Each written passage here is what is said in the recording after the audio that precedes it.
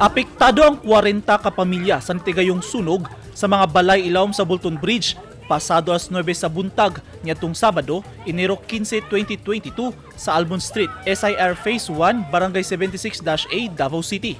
Nga kasamtangang gipahikling una sa Baliti Gym, bangkiruhan ning syudad. Sa kuha nga video ni Bagan ang Hilito niadtong Sabado, makita ang baga og itom nga aso ibabaw sa Bolton Bridge. Sa ilawom sa tulay, makita ang pag-ulbo sa dakong kalayo. Sa datos sa Bureau of Fire Protection, 26 ka mga balay ang gilamoy sa kalayo niadtong higayuna.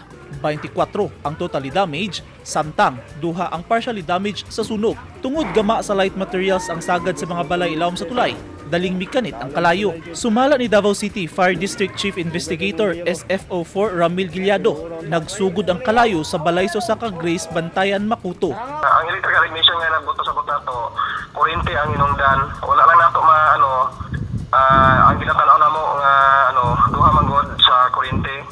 Either electrical arcing due to loose connection or short circuit. Miabot sa ikaduhang alarma ang sunog. Gibana-banaang 200,000 pesos ang danyos niini. Walay natalang samaran sa insidente. Nahatagan usab og pasiunang hinabang ang mga apektadong residente. Pahimangno sa BFP nga kanunay pag-amping aron malikayan ang samang insidente. Kini na ang ika-22 nga natalang sunog karong bulan sa Enero tuig 2022. Eugene Hinutan, Newsline Philippines, Davao Region. Stay safe.